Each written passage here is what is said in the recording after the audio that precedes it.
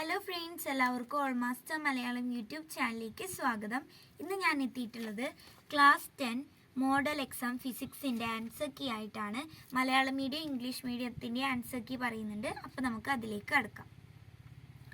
First ക്വസ്റ്റ്യൻ്റെ answer വരുന്നത് magnetic effect, കാന്തിക ഫലം.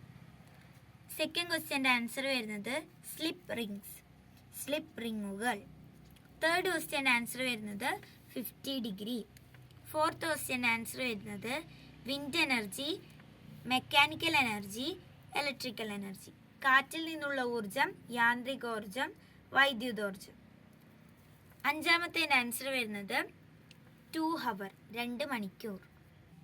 ആറാമത്തേൻ്റെ ആൻസർ വരുന്നത് judicious utilisation of energy awareness, maximum utilisation of solar energy, making use of public transport. വേറെ answers ടെക്സ്റ്റിലുള്ളത് എഴുതിയാലും മതി. എനർജി ക്രൈസിസ് മിനിമൈസ് ചെയ്യാനുള്ളത്. ഊർജം യുക്തിസഹമായി ഉപയോഗിക്കുക, സൗരോർജം പരമാവധി പ്രയോജനപ്പെടുത്തുക, പാഴായി പോകുന്ന ജലത്തിൻ്റെ അളവ് പരമാവധി കുറയ്ക്കുക, പൊതുയാത്രാ സൗകര്യങ്ങൾ പരമാവധി പ്രയോജനപ്പെടുത്തുക. ഏഴാമത്തത് പവർ കണ്ടുപിടിക്കാനാണ്. V²/R വെച്ച് ചെയ്യുമ്പോൾ 32 വാട്ട് എന്ന് കിട്ടുന്നു. Heat, ബീൻ്റെ heat കണ്ടുപിടിക്കാനാണ്. പവറിൻ്റെ കൂടെ ടൈം ഇൻറ്റു ചെയ്താൽ 320 ജൂൾ എന്ന് ഹീറ്റ് കിട്ടും. താപോർജം 320 ജൂൾ. എട്ടാമത്തത് തന്നിരിക്കുന്നത് ഗ്രീൻ എനർജിയും ബ്രൗൺ എനർജി ആയിട്ട് ക്ലാസിഫൈ ചെയ്യാനാണ്. Solar power plant green energy, solar power plant ഹരിതോർജം, അറ്റോമിക റിയാക്ടറുകൾ ബ്രൗൺ ഊർജം ഇല്ലെങ്കിൽ brown energy, diesel engine brown energy, brown ഊർജം, hydroelectric power station hydroelectric power ഹരിതോർജം. ഇനി ഒമ്പതാമത്തേല് എന്റെ ആൻസർ വരുന്നത് വാട്ടർ, ജലം. ബിന്റെ ആൻസർ വരുന്നത് 3 × 10⁸ divided by 1.33 is equal to 2.25 × 10⁸ meter per second. ഇനി പത്താമത്തത്, ഇവിടെ പോസിറ്റീവ് എന്നുള്ളത് നെഗറ്റീവ് ആണ് വേണ്ടത്. ഇവിടെ B Fleming's left hand rule എന്നുണ്ട് വേണ്ടത്. മാക്സ്വെല്ലിൻ്റെ വലതുകൈ പെരുവിരൽ നിയമം ഇല്ലെങ്കിൽ Maxwell's right hand thumb rule. ഇനി 11ാമത്തേല് എന്റെ ആൻസർ വരുന്നത് സർക്യൂട്ട് എ, ബിന്റെ ആൻസർ വരുന്നത് സർക്യൂട്ട് എ, സിന്റെ ആൻസർ വരുന്നത് this is because in parallel connection each bulb will get the required voltage. സമാന്തരമായി ഘടിപ്പിക്കുമ്പോൾ ഓരോ ബൾബിനും ആവശ്യമായ 6 വോൾട്ടേജ് ലഭിക്കുമെന്നതിനാലാണിത്. 12ാമത്തേത് പ്ലെയിൻ മിറർ വരുന്നത് periscope. The size of the image is same as that of the object. Convex mirror, rear view mirror, larger field of view.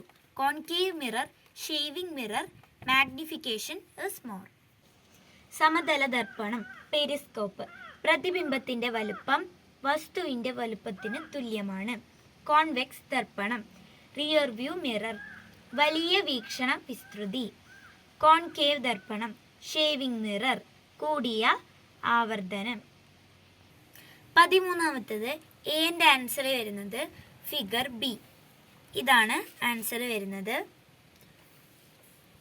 ചിത്രം B. ബിന്റെ answer വരുന്നത് size of the eyeball larger, focal length of the lens decreases, power of the lens increases എന്ന് എഴുതിയാലും പ്രശ്നമില്ല. നേത്രഗോളത്തിന്റെ വലിപ്പം കൂടുതലാണ്, ലെൻസിന്റെ focal ദൂരം കുറയുന്നു, ലെൻസിന്റെ പവർ കൂടുന്നു. ഇനി സിന്റെ ആൻസർ വരുന്നത് by using concave lens of suitable power. അനുയോജ്യമായ പവറുള്ള കോൺകേവ് ലെൻസ് ഉപയോഗിക്കുക. 14ാമത്തേത് എന്റെ ആൻസർ വരുന്നത് A to B, എയിൽ നിന്നും ബിയിലേക്ക്. ബീൻ്റെ ആൻസർ ഏത് റൂളാണ് ഇതിനെ ഹെൽപ്പ് ചെയ്യുന്നതെന്നാണ് ചോദിച്ചത്. ഫ്ലെമിങ്സ് ലെഫ്റ്റ് ഹാൻഡ് റൂൾ, ഫ്ലെമിങ്ങിൻ്റെ ഇടതുകൈ നിയമം.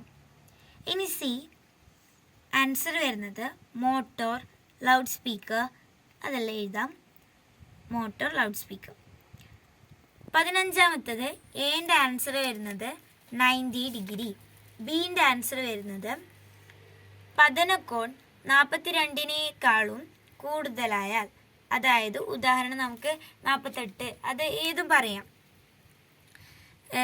അപ്പോൾ എന്തായാലും ക്രിട്ടിക്കൽ ആംഗിളിനേക്കാളും കൂടുതലാവണം, അതായത് 42-നേക്കാളും കൂടുതലായാൽ മാത്രമേ ടോട്ടൽ ഇൻറ്റേർണൽ റിഫ്ലക്ഷൻ നടക്കൂ. ഇനി സീൻ്റെ ആൻസർ വരുന്നത് പ്രാക്ടിക്കൽ ആപ്ലിക്കേഷൻ ടോട്ടൽ ഇൻറ്റേർണൽ റിഫ്ലക്ഷൻ്റെ ആണ് ചോദിച്ചത്. Used in medical field endoscope, used in telecommunication optic fibre cables. Medical രംഗത്ത് എൻഡോസ്കോപ്പിൽ ഉപയോഗിക്കുന്നു, ടെലികമ്മ്യൂണിക്കേഷൻ രംഗത്ത് ഫൈബർ ഒപ്റ്റിക്സിൽ ഉപയോഗിക്കുന്നു. 16ാമത്തേല് എൻ്റെ ആൻസർ വരുന്നത് ടങ്സ്റ്റൺ, ബിയിൽ അതെന്തോ ക്വസ്റ്റ്യനിലുള്ള എന്തോ തെറ്റാണ്, അതുകൊണ്ട് അത് നോക്കണ്ട. ഇനി സീൻ്റെ നോക്കാം. ഷോർട്ട് സർക്യൂട്ട് ഉണ്ടാവുകയും ഫ്യൂസ് വയർ ഉരുകി വൈദ്യുത ബന്ധം വിച്ഛേദിക്കുന്നു. Short circuit will happen and fuse wire will be burned out. പക്ഷെ അത് എഴുതിയാൽ മാർക്ക് കിട്ടും കേട്ടോ. ബി അത് ക്വസ്റ്റ്യനിലെ തെറ്റായതുകൊണ്ട് അത് പ്രശ്നമില്ല, അറ്റൻഡ് ചെയ്തിട്ടുണ്ടെങ്കിൽ തന്നെ മാർക്ക് കിട്ടും. 17ാമത്തേല് എൻ്റെ ആൻസർ വരുന്നത് സ്റ്റെപ്പ് ഡൗൺ ട്രാൻസ്ഫോമർ, ബീൻ്റെ ആൻസർ വരുന്നത് മ്യൂച്വൽ ഇൻഡക്ഷൻ, സി വരുന്നത് 0.2 ആംപിയർ. അതെങ്ങനെയാണെന്ന് വെച്ചാൽ കറണ്ട് ഇൻ പ്രൈമറി അല്ലേ, അപ്പോൾ പ്രൈമറിയിലെ പവർ ഡിവൈഡഡ് ബൈ പ്രൈമറിയിലെ വോൾട്ടത, പ്രൈമറിയിലെ power in primary divided by voltage in primary. അപ്പോൾ നമുക്ക് പവർ ഇൻ പ്രൈമറിയിലെ കറണ്ട് കിട്ടും, അതായത് 50/250 നമുക്ക് 0.2 ആംപിയർ എന്ന് കിട്ടും. 18ാമത്തേല് എൻ്റെ ആൻസർ വരുന്നത് DC ജനറേറ്റർ, ബീൻ്റെ ആൻസർ വരുന്നത് field magnets, armature coil, split rings, brushes.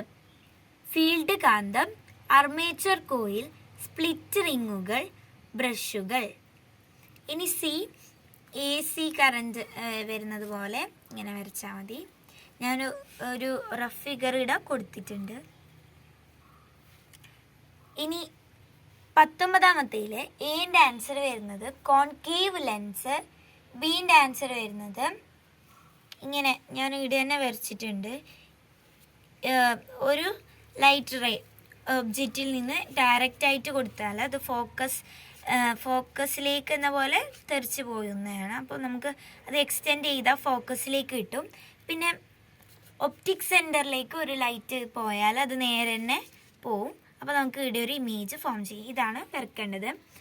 പിന്നെ നമുക്കറിയാം കോൺകേവ് ലെൻസ് ആയതുകൊണ്ട് വെർച്വലും ഇറക്റ്റും ഡിമിനിഷ്ഡ് ഇമേജ് ആയിരിക്കും. പ്രതിബിംബം മിഥ്യയും നിവർന്നതും വസ്തുവിനേക്കാൾ ചെറുതുമാണ്. വസ്തുവിൻ്റെ അതേ ഭാഗത്ത് പ്രതിബിംബം ഉണ്ടാകുന്നു, അതായത് ഒബ്ജക്റ്റിൻ്റെ സെയിം സൈഡിൽ തന്നെ ഇമേജ് ഫോം ചെയ്യുന്നു എന്ന് എഴുതാം. ഇനി 20ാമത്തേല് എൻ്റെ ആൻസർ വരുന്നത് റെയിൻബോയിലുള്ള എല്ലാ കളറും വരും. Violet, IndiGo, blue, green, yellow, orange, red. അതായത് മഴവില്ലിലെ വർണ്ണരാജി ഉണ്ടാകുന്നു. ബി റെഡ് കളർ, ചുവപ്പ് നിറം. സി ഡിസ്പേർഷൻ ഓഫ് ലൈറ്റ്, പ്രകാശ പ്രകീർണനം. ഡീൻ്റെ ആൻസർ വരുന്നത് no dispersion of light will take place, only refraction of light can be seen. പ്രകാശ പ്രകീർണനം സംഭവിക്കുന്നില്ല, അപവർത്തനം മാത്രം കാണാൻ സാധിക്കുന്നു. ഏത് ക്വസ്റ്റ്യൻ പേപ്പറിൻ്റെ ആൻസർ ആണ് നിങ്ങൾക്ക് വേണ്ടത് അത് പറഞ്ഞാൽ ഞങ്ങൾ മെജോറിറ്റി നോക്കിയിട്ട് എന്തായാലും അതിൻ്റെ ആൻസർ കീ ഇടാം കേട്ടോ. ഇത്രയാണ് ഈ വീഡിയോയിൽ ഉൾപ്പെടുത്തിയിട്ടുള്ളത്. ഇഷ്ടപ്പെട്ട ലൈക്ക് ചെയ്യുക, ഷെയർ ചെയ്യുക, സബ്സ്ക്രൈബ് ചെയ്യുക. Thanks for watching.